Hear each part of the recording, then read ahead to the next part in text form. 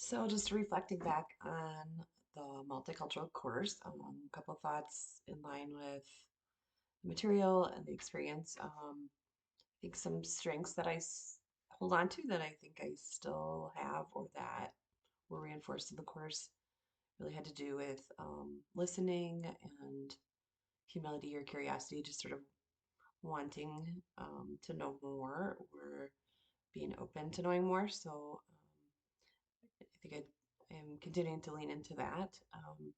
Along with that kind of an attitude of willingness that's been on the one hand a strength and on the other maybe a weakness. I want to be willing, but sometimes the willingness is hard because I'm not sure where it's going or where we're going to go with the conversation. So that was difficult. And then I think a strength maybe is a tell me more stance. I like to converse or facilitate discussion around some of these things, or I like to wrestle with them um, to some extent. And so wrestling with them, I think, is important.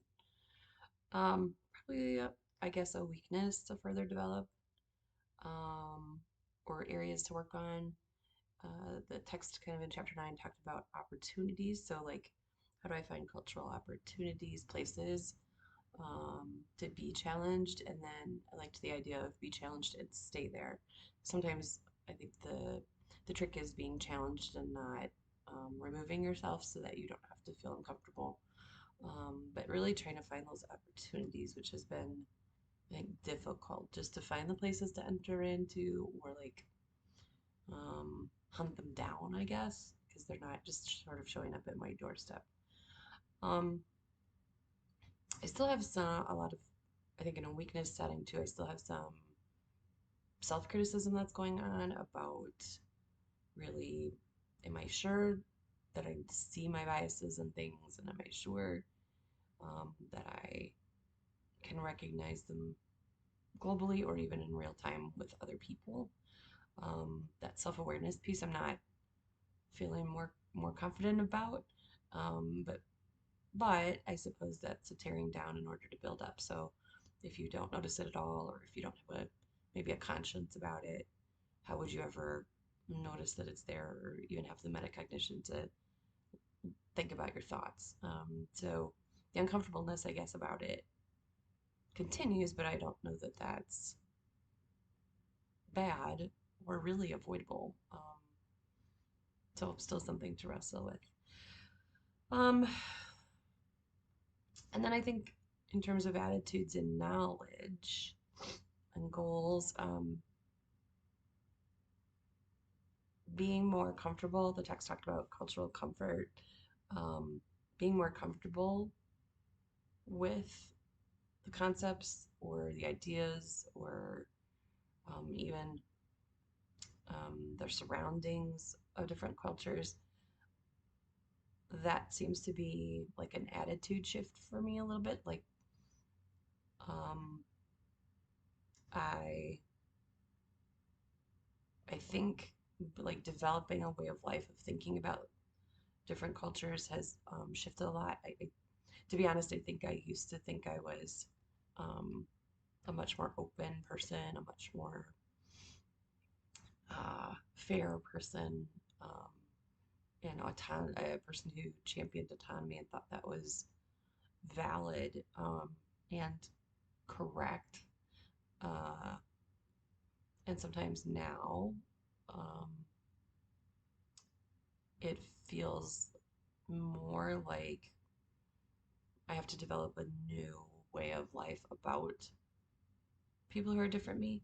I think writing the narrative kind of pointed that out. Like you can be knowledgeable or you can be humble, but you also may have thought very particular ways for a long time, and developing a new way of thinking about it or a new attitude about it can be difficult. It's just, I guess, how you've thought for a long time. So um, I think the focus for that has to be continuing to catch when I'm sort of stuck in old ways of looking at things and maybe asking.